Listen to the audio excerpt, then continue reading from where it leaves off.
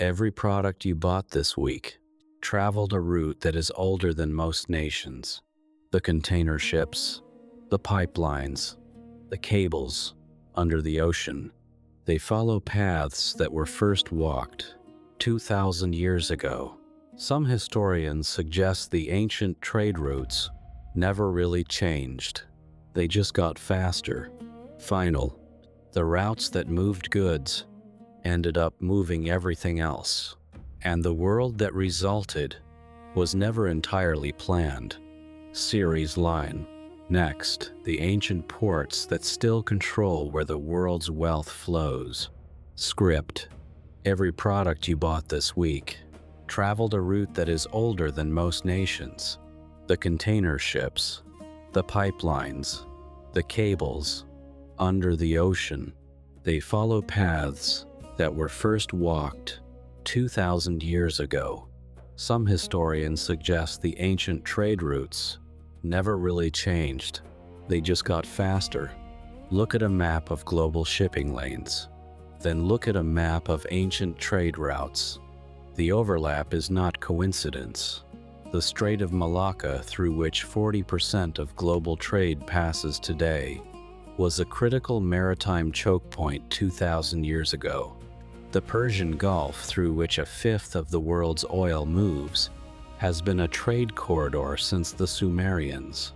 The routes from China to the Mediterranean, the ones we call the Silk Road, carry goods today in the form of fiber optic cables, container ships, and railway lines that follow the same geography the caravans used.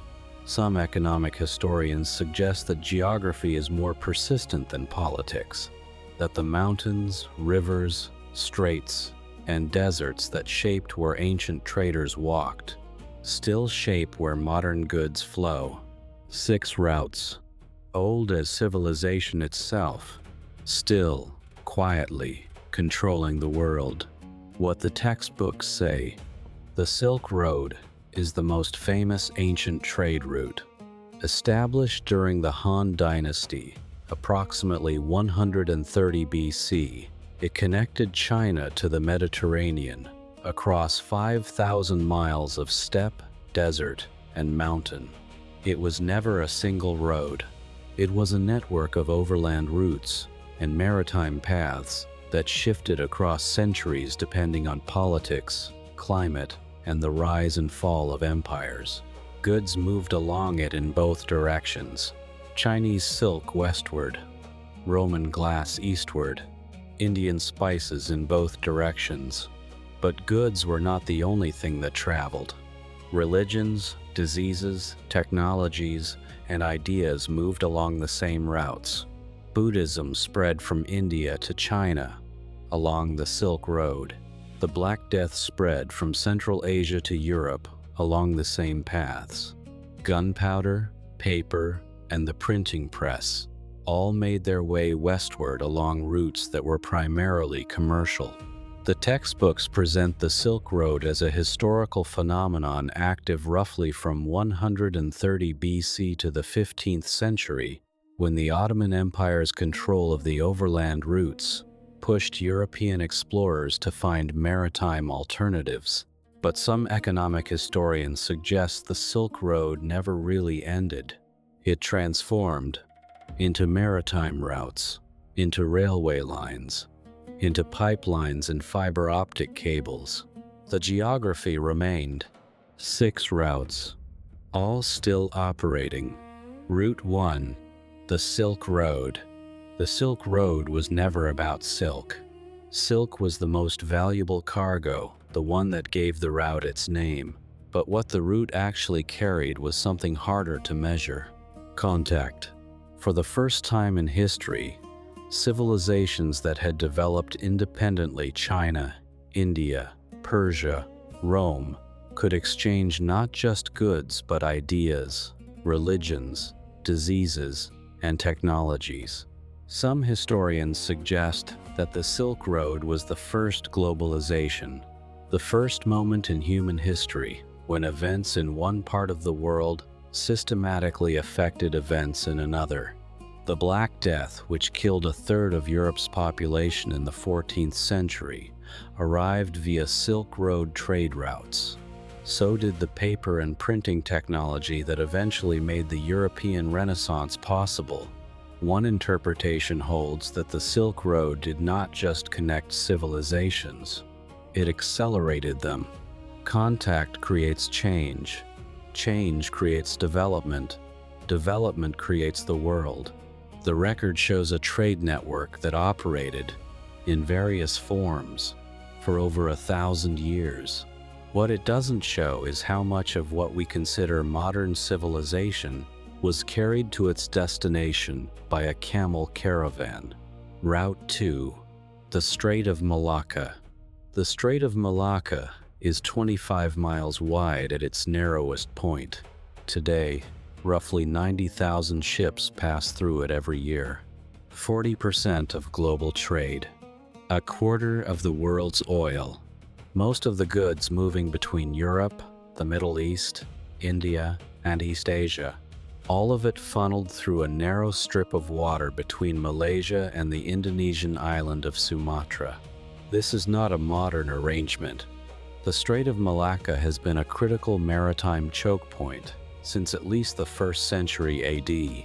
The kingdom of Srivijaya controlled it from the 7th to the 13th centuries, accumulating extraordinary wealth not by producing goods, but by taxing everything that passed through. Some maritime historians suggest that control of the Strait of Malacca has been the single most strategically valuable geographic position in Asia for 2,000 years. One interpretation holds that the modern strategic importance of the strait, the reason multiple great powers maintain naval presence near it today, is simply the latest chapter in a very old story. The record shows a waterway that has generated more geopolitical competition, more military conflict, and more commercial wealth than perhaps any comparable stretch of water in the world. What it doesn't show is who first understood its value. Probably someone who watched the first ship pass through and thought, everything that moves between east and west must come through here. Route 3. The Incense Route. For 1,000 years, roughly 900 BC to 100 AD, the most valuable commodities in the ancient world were frankincense and myrrh. Not metaphorically, literally. In the ancient Mediterranean world, incense was burned at every religious ceremony, every royal occasion, every significant event. The demand was insatiable, and frankincense and myrrh grew in only one place, the Dhofar region of what is now Oman, and the Horn of Africa. The trade route that connected those sources to the markets of Egypt, Rome, Greece, and Persia. The incense route ran 2,000 miles across the Arabian Peninsula. The cities that controlled points along that route became extraordinarily wealthy. Petra, carved into the rock of what is now Jordan, was an incense route city. At its peak, it was one of the most prosperous cities in the ancient world. Some archaeologists suggest that the wealth of the ancient Arabian Peninsula, which seems surprising given its desert geography, is almost entirely explained by the incense route. One interpretation holds that the control of a single commodity moving through a single corridor can generate civilizational level wealth, a lesson that the region would learn again 2,000 years later with oil.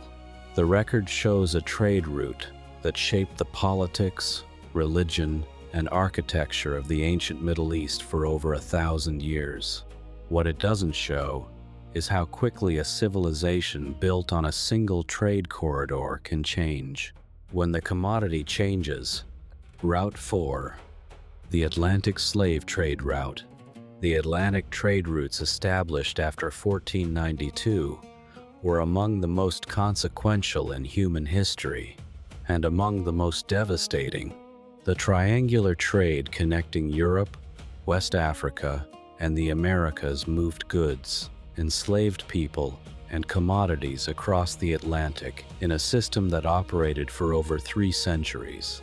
European manufactured goods went to West Africa. Enslaved Africans went to the Americas.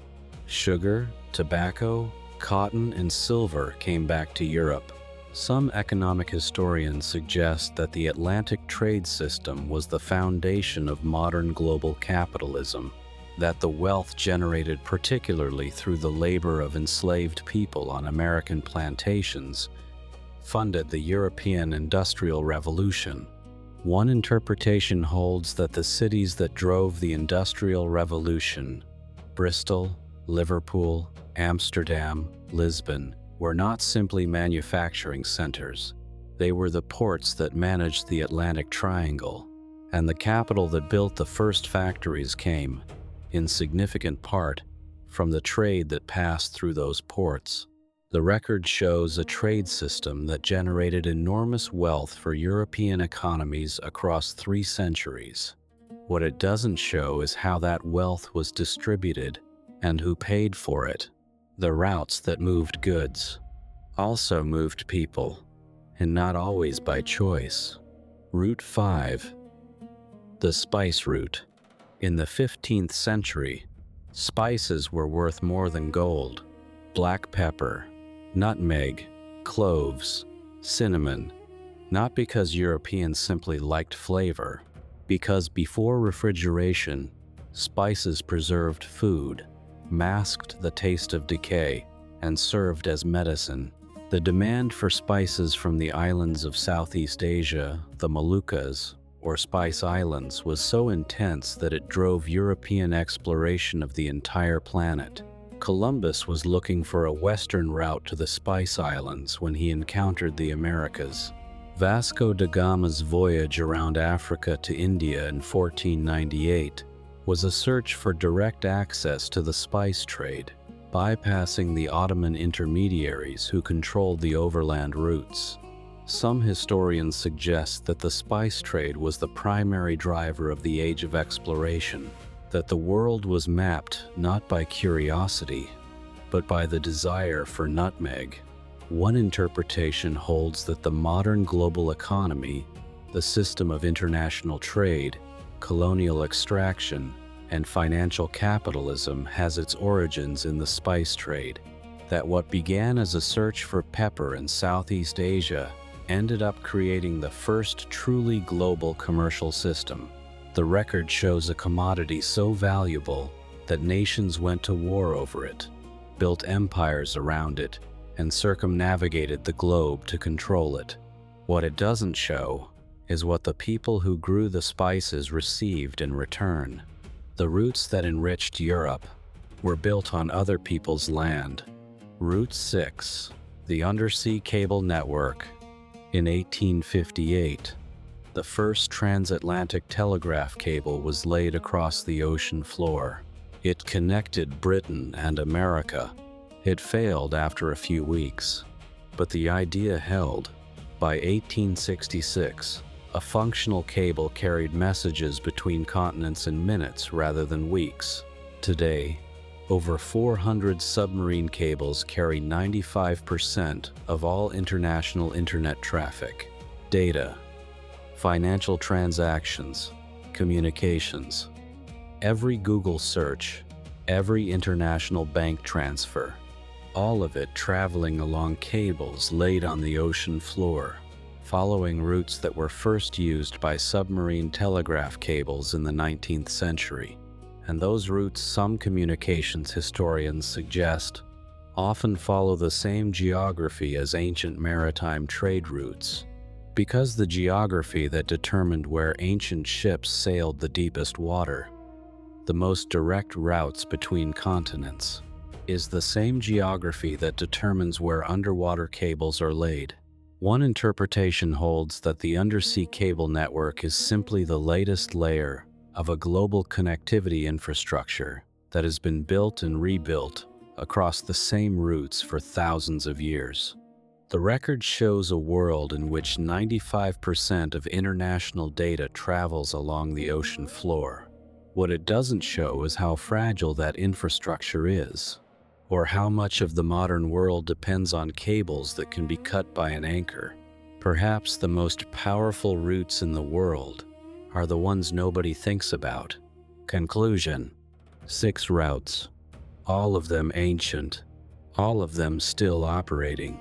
The Silk Road still connects east and west, now in the form of railway lines, pipelines, and fiber optic cables. The Strait of Malacca still funnels the world's trade through a narrow gap in the ocean. The Incense route taught the world that a single commodity moving through a single corridor can generate civilizational wealth. The Atlantic Triangle showed what happens when trade routes are built on human suffering. The Spice Route drove the mapping of the entire planet, and the undersea cables carry everything the modern world knows along paths first laid in the 19th century. What connects all 6 is something simpler than economics. Geography. The mountains and straits and deserts and oceans that shaped where ancient traders walked still shape where modern goods flow. The world changes constantly. The routes, because they follow the land itself, barely change at all. The routes that moved goods ended up moving everything else, and the world that resulted was never entirely planned. Next, the ancient ports that still control where the world's wealth flows. This video explores history and disputed theories for educational purposes.